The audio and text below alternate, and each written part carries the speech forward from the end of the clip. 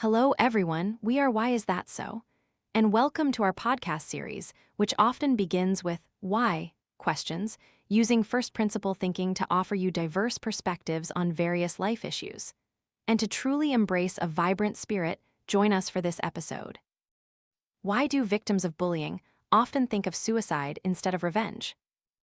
Violence is no longer an unfamiliar topic. Going to school every day isn't always fun. School isn't a second home, but rather a hell that frightens children. The first question people often ask themselves when they learn a student is being bullied at school is, why are the other students ostracizing her? And here's the answer they often receive. I don't really know why. First, people said I was stuck up because I'm pretty. They said if I don't like someone and reject many, I'm arrogant. Then they called me ugly, a fake attention seeker, a manipulator, a two-faced schemer. They gave me all sorts of nicknames and spread all kinds of rumors. I told my teacher and my parents. My parents told me I had to learn to deal with it gradually. My homeroom teacher retorted, asking why others weren't being slandered, only me. She told me to look at myself, implying there's no smoke without fire. Eventually, I started to think I was the problem, but I didn't know what I did wrong. I just wanted playtime to pass quickly so I could escape that place. When cases of school bullying lead to a choice to end one's life, alongside words of condolences, there's often a string of cold remarks. Bullying happens everywhere, others get through it, why did she die? Or, so weak or so foolish, she should have gotten revenge before dying. If it were me, I'd drag them all down with me. It seems even after death, there's no peace.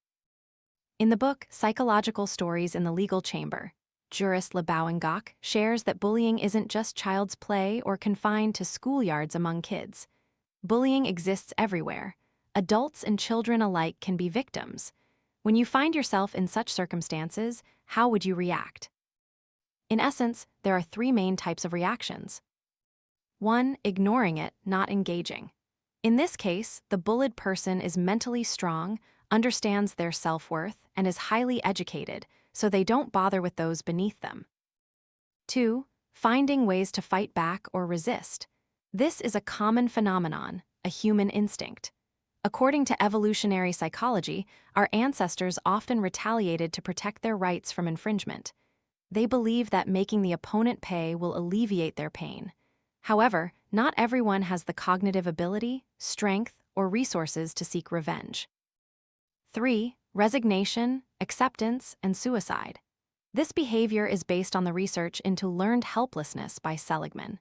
When someone has tried many ways to escape terrible situations but repeatedly failed, they start to believe they cannot escape and give up trying, surrendering to that pit of despair. Humans yearn to find a community where they belong, a desire to connect.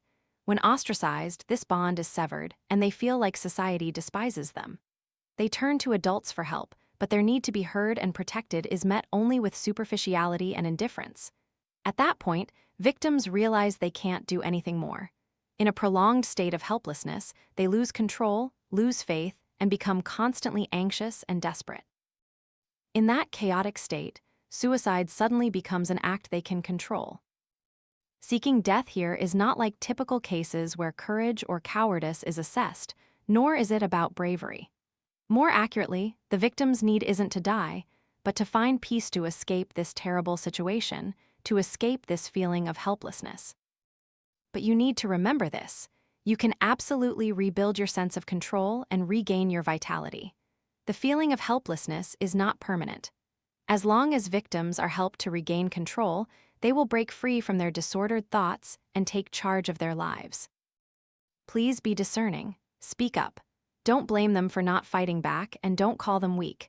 Protect them and help them recognize their worth. School bullying leaves victims traumatized for life, yet for the perpetrators, it's often dismissed as youthful indiscretion. Therefore, when this problem first sprouts, stamp it out. While we advocate for peaceful coexistence, if someone deliberately offends you, you should respond. We don't encourage our children to be violent, but we should educate and encourage them to speak up and fight back when bullied by friends, to let everyone know, I'm kind, but I won't be easily pushed around.